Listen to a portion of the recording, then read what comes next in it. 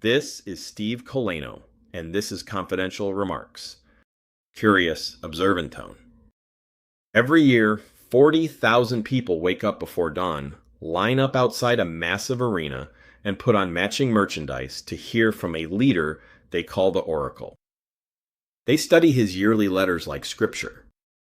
These are the shareholders of Berkshire Hathaway gathered for their annual meeting with billionaire investor Warren Buffett. This pyramid chart plots human survival needs based on a 1995 study by psychologists Roy Baumeister and Mark Leary. They found that a sense of belonging ranks directly next to food and safety. Humans have an innate hunger to find a group. Companies usually try to satisfy this by building a community, which often results in a quiet Slack channel or a generic forum. A congregation is different. It is a group of people who have adopted a specific perspective they cannot unsee, causing them to identify differently because of the brand. Whether you are building a tech startup or a premium clothing line, manufacturing this level of commitment relies on a specific 6-step architecture designed to fill that psychological void. Step 1 is handing them a lens. Elite organizations do not focus on product features. They provide their followers with an entirely new way to view the world around them. In the 1950s, Jim Jones built the People's Temple by targeting people pushed to the edges of society, giving them a lens where they were finally seen and treated as equals. Apple applied the same principle to desktop computers. They handed users a lens where beautiful design and breakthrough creativity were the priority, which made standard beige boxes appear like an offense to the creative spirit. Step 2 requires giving the group a devil. Once a worldview is established, the group needs a shared adversary. An us versus them dynamic triggers the contrast effect, forcing a clear choice between your solution and a broken alternative. This enemy is rarely a specific person. It is usually a broken status quo. Patagonia built its following by fighting mindless consumerism. Scientology turned an entire profession, psychiatry, into its devil. When you combine a new lens with a defined devil, you force the consumer to choose a side. This transition turns a passive buyer into a follower who feels a personal responsibility to defend the group's shared perspective. Step 3 is introducing the visible symbol.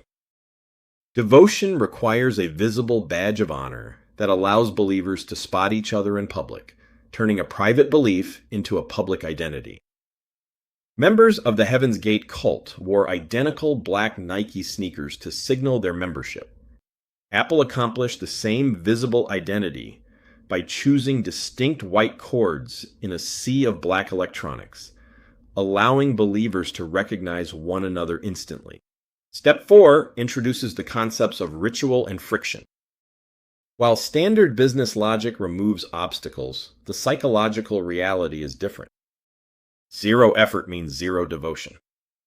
A 1959 study found a massive spike in group affection when individuals endured a difficult entry process. The brain justifies the friction by convincing itself the group is valuable. NXVM weaponized this by demanding damaging personal secrets as collateral to gain entry. Hermes uses a socially accepted version of this mechanic, utilizing multi-year wait lists to ensure that only those willing to wait can join the inner circle of Birkin owners. By pairing a visible symbol with high friction entry, you engage the consistency principle. Because the cost to join was high, the follower uses the symbol to signal their commitment, reinforcing their own investment every time they are seen in public. Step 5 is the creation of shared scripture. This involves loading the language with exclusive terminology that does the thinking for the group. It creates a psychological moat that separates informed insiders from outsiders. The final step, step 6, is the prophet. This final stage requires projecting unwavering conviction, but it only becomes effective after the lens, enemy, symbols, and language are already firmly in place. The confidence heuristic shows that the human brain is wired to mistake certainty for competence. As this scale shows, when a leader increases their exhibited confidence, our brains automatically raise their perception of their actual skill. Tech leaders exploit this by refusing to hedge their bets. They state the future as if it has already arrived, using conviction to bypass the audience's skepticism. Dangerous cult leaders use this same mechanism. By projecting total certainty in a chaotic world, they command obedience from those looking for a clear direction. Prophets provide a singular vision of the future that relieves the congregation's underlying anxiety, transforming a product launch into a moment of collective reassurance. Executing these 6 steps builds a psychological moat around your organization.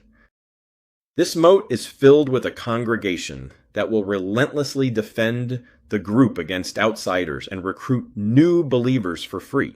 This approach may feel manipulative, but the need for belonging is a baseline survival requirement. If your brand refuses to offer a worldview that satisfies that hunger, your audience will simply find it with a competitor who does. To build an organization that truly endures, stop treating your audience like they want a trade school, and instead start giving them a church. This has been Confidential Remarks.